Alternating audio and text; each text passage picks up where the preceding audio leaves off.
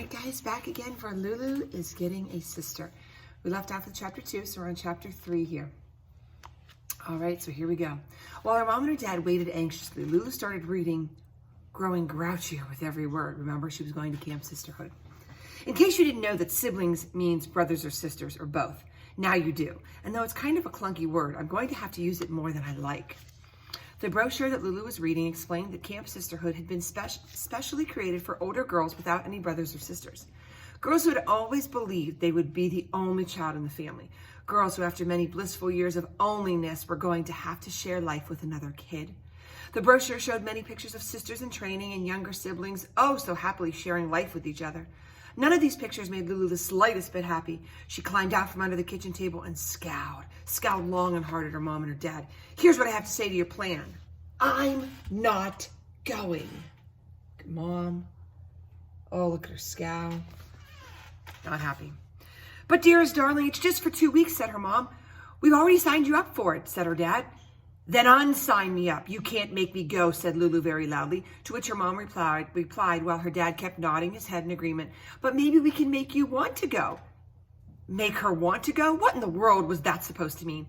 Were Lulu's mom and dad warning her that if she didn't go, they'd take away her cell phone and her computer, give her a lot of timeouts and no more desserts?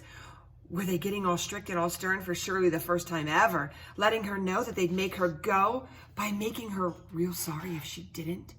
And would our Lulu, scared they might actually mean it, decide that she'd better want to go to Camp Sisterhood? Don't be ridiculous. Lulu's mom and her dad would never try to make Lulu do anything by scaring her. They were more scared of Lulu than she was of them. They only would try as they always had tried, and as they're about to try now, to get her to do what they want her to do by bribing her, by giving her and letting her do good stuff, lots of good stuff. So much good stuff that she'd want to change her mind. But getting Lulu to change her mind, as a ton of tantrums has taught them, would not be easy. So here's what we've been thinking, said Lulu's mom. We've been thinking that after you spend 2 weeks at Camp Sisterhood, we're going to let you redecorate your room. Lulu, wearing a bored "that's supposed to thrill me" look on her face, just shrugged her shoulders. And double your allowance, said her dad. Lulu, sighing, oh, a deep "that really doesn't impress me" sigh once again, shrugged her shoulders. You'll also be allowed, said her mom, to stay up as late as you want during the week, as well as on weekends. Lulu was beginning to look interested. And also your Grandma Gertie, who was saving this treat until you were much, much older, has agreed, said her mom, to take you up for a ride in a hot air balloon as soon as you are finished at Camp Sisterhood. I want that balloon ride before I go to Camp Sisterhood, said Lulu. The rest of that stuff can wait till I come back. There's part of the hot air balloon. There's Grandma Gertie. Let's see if she gets her way. Whoa, whoa, whoa, stop, hold it right there. Do you understand what just happened? Lulu, difficult Lulu, stubborn Lulu, impossible Lulu has changed her mind. Well, sort of. Lulu has figured out that her mom and her dad must have had a lot of conversations, not only with the folks up there at Camp Sisterhood, but also with Grandma Gertie and Call Me Debbie. That was the lady at Lulu's school who, if a student seemed what she called a bit troubled, would invite the student's parents to come in for what she called a friendly chat. That was the lady who always came up with another silly suggestion for how, as she put it, mom and dad and their Lulu could be more of a coordinated team.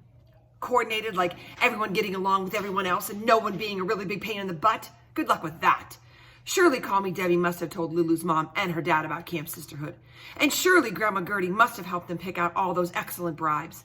But what nobody seemed to get was that Lulu could go to Camp Sisterhood for 1,000 years. And she'd still never want to have or to be a sister. What no one seemed to get was that Lulu could hang around with 1,000 little sisters and still not want a permanent one of her own. She would go to this useless Camp Sisterhood and be an SIT.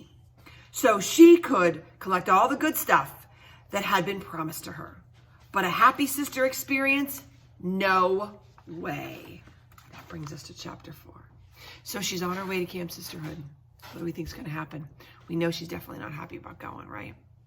Let's see what's going to happen in chapter 4. See you next time.